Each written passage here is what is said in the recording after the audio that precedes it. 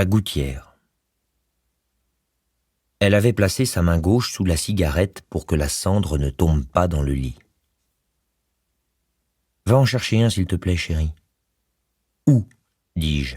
« Dans la cuisine. »« J'y vais, dis-je. »« Tu reviendras, jure-le. » J'apportai le cendrier et me recouchai dans les draps moites, luisants. La peau de Marianne exhalait l'odeur de l'humus des forêts balkaniques après la pluie. La fumée de nos cigarettes montait en 2 colonnes qui se mêlaient. L'amour, c'est se rencontrer, se dissoudre, disparaître. Tu arrêtes, chérie, avec tes aphorismes de paquets de lessive? Jamais.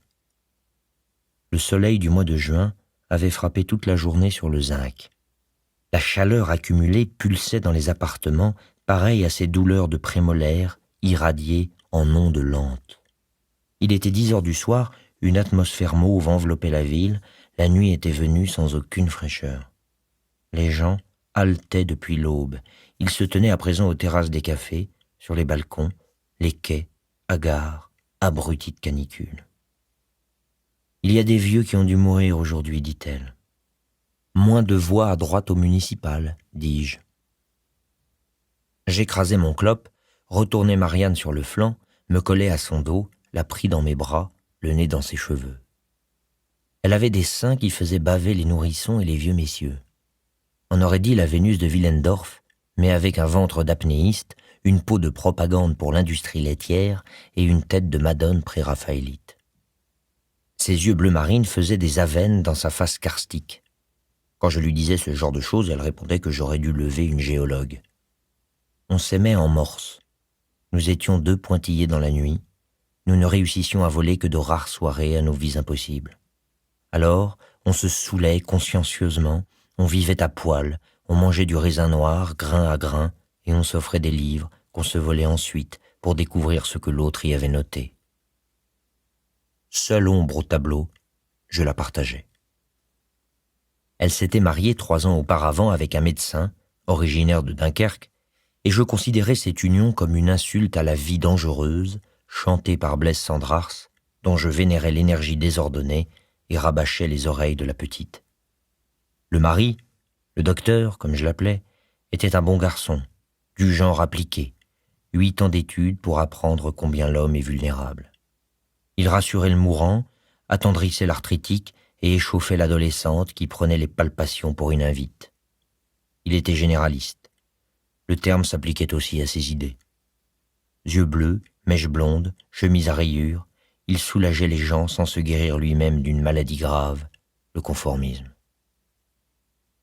Quand je pense qu'il fait le même métier que Céline. « Tu es jaloux, disait-elle. »« De Céline ? Non, de Cédric. La mort à crédit, chérie, c'est le mariage. » On s'était rencontrés l'hiver d'avant, à la salle d'escalade d'Issy-les-Moulineaux, où j'enseignais à des cadres supérieurs l'art de se prendre pour un singe. Marianne était venue pour une leçon d'initiation. Elle travaillait aux ressources humaines d'une banque, à la Défense, et, comme des milliers de cols blancs parisiens, pensait que l'escalade sur des murs artificiels, le soir, rachèterait les journées passées sur des fauteuils ergonomiques à envoyer des emails à des supérieurs en surpoids derrière les vitres d'une tour. Je lui avais expliqué le fonctionnement du matériel et lui avais fait empoigner quelques prises sur le mur des débutants. Marianne avait des dispositions. J'avais aimé l'aider à enfiler son baudrier. Elle était revenue seule 3 semaines de suite, s'était inscrite à mon cours, et un soir de décembre où j'étais chargé de la fermeture du club, nous avions fait l'amour dans le sauna, après une longue séance dans les surplombs en 5e degré, où je l'avais tenue sec au bout de la corde.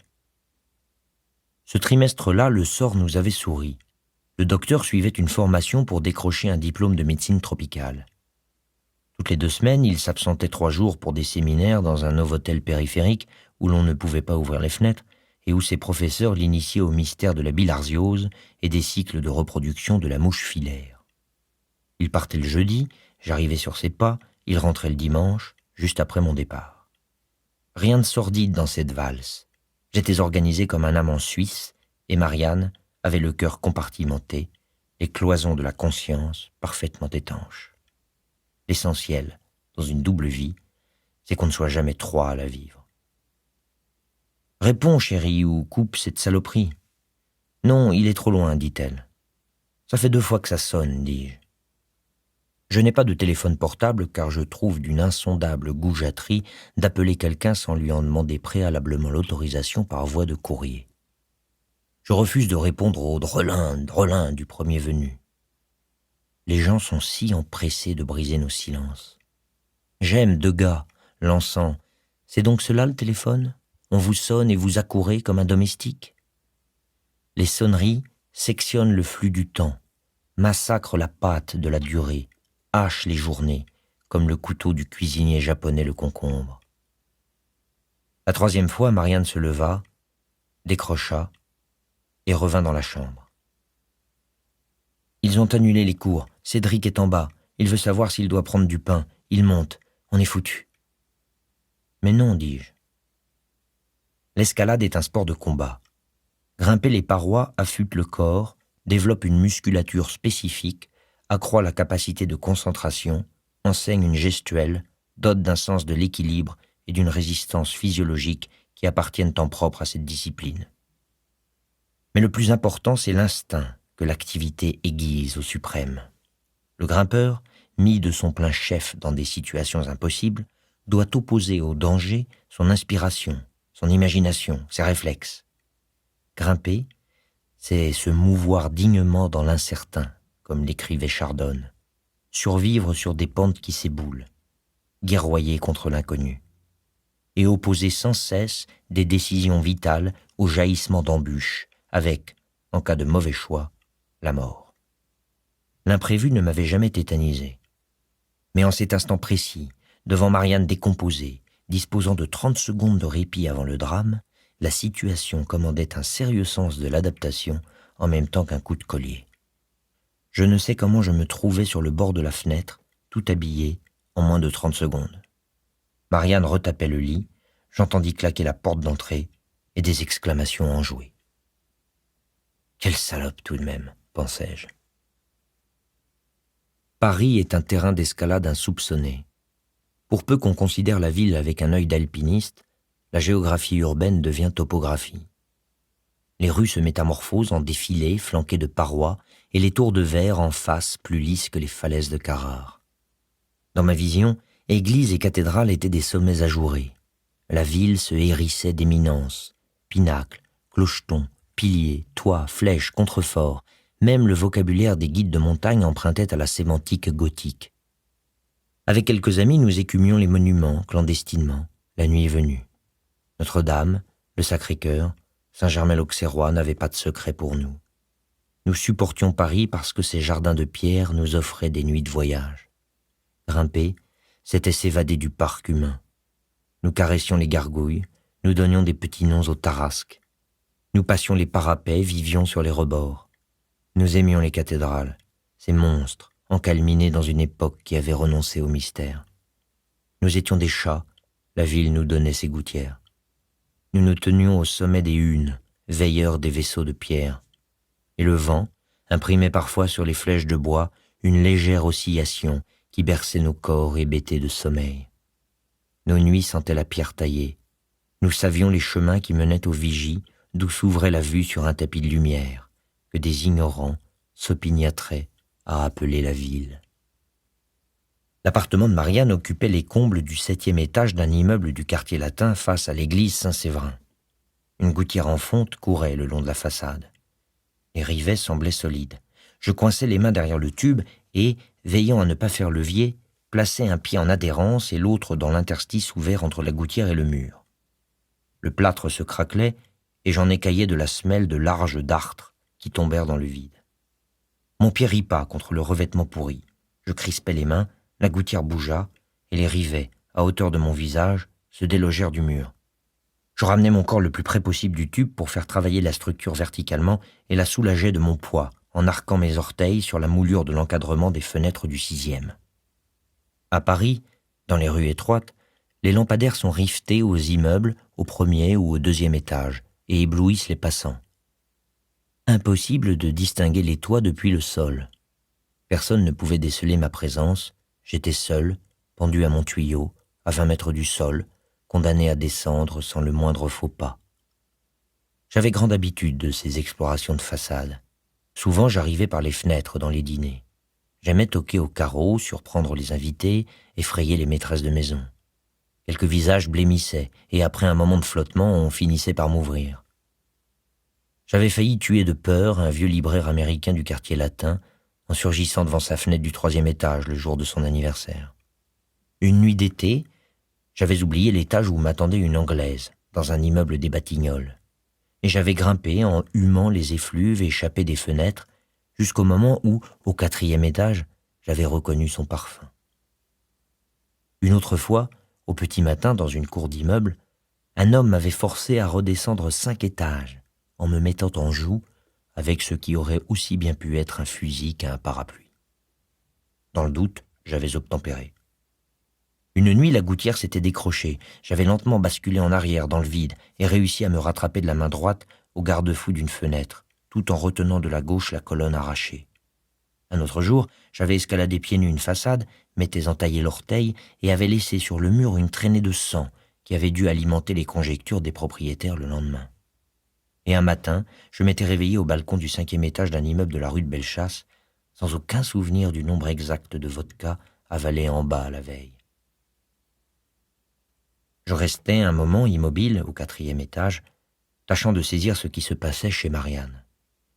Pas un éclat de voix, tout était calme dans le ciel de Paris. Je continuais à descendre. La moulure du 2e étage que j'avais pincée à main droite pour contourner le bras du lampadaire logé dans le mur se brisa net. Je tombais sans un cri, le corps raidi, avec l'impression de me pétrifier dans l'air, tandis que l'immeuble défilait devant moi. Les gens qui chutent dans le vide parlent de suspension du temps. Sans doute parce que la conscience sait le choc inéluctable et s'attache à habiter le plus intensément possible les secondes qui le précèdent. Je crus que ma colonne vertébrale explosait, et surtout que le craquement allait réveiller le quartier. Je sus que c'était une fracture avant de perdre connaissance. J'étais tombé de tout mon poids sur les talons et avait violemment donné du dos et de la tête contre le sol. « Vous allez bien ?» ?»« Non. » 2 vieilles dames étaient penchées sur moi. « Vous pouvez vous lever ?» ?»« Non. » Le Viette, du rez-de-chaussée, était sorti de son échoppe. « Il faut appeler quelqu'un, » dit l'une des vieilles dames.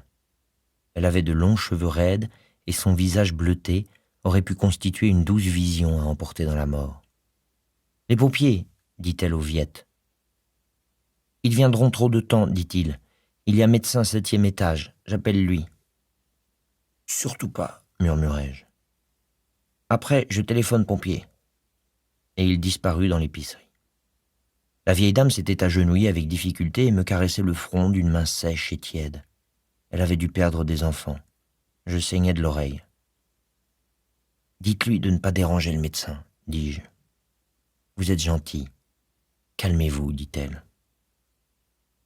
1 minute plus tard, il était là. Sa tête de communiant disposée au bonheur.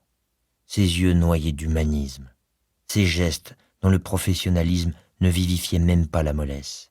Et ses joues trop garnies qui lui donnaient l'air d'un hamster élevé chez des clergymènes. « Que vous est-il arrivé ?» dit-il.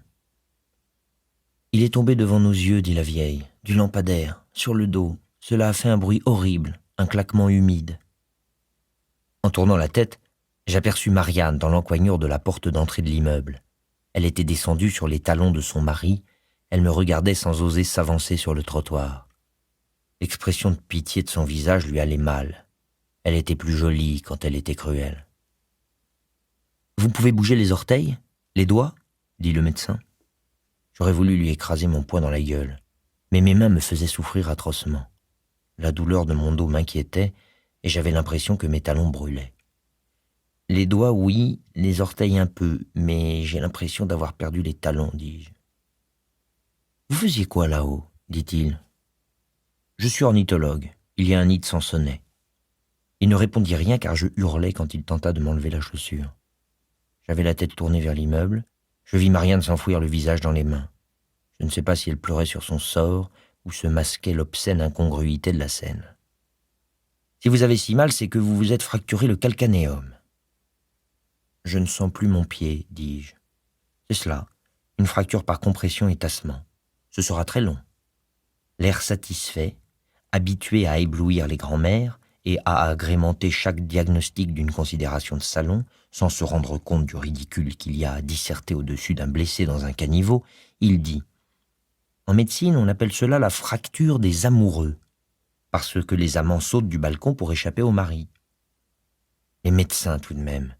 Quelle imagination, dit la dame. Les pompiers arrivaient et la rue devint bleue. Le Viette fermait sa devanture, la vieille se releva en craquant, Marianne avait disparu dans le hall d'entrée, le docteur prit soin que les pompiers m'installent des attelles de contention et me sourit quand la porte du camion se referma.